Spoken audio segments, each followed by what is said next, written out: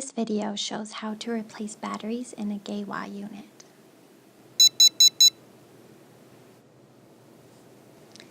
If your GEWA unit beeps like this, every 30 seconds, it means the battery power is low and needs replacing. You will need 4 brand new AAA batteries and a small Phillips head screwdriver. The battery cover is on the back. Remove the screw holding the lid in place. Take out the old batteries.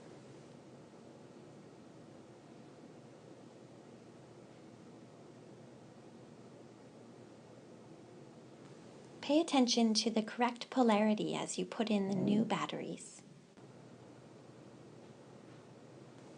Put the lid back on and screw it closed.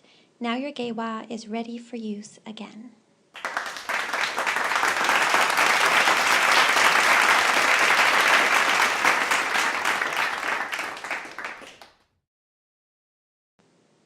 Thank you for watching.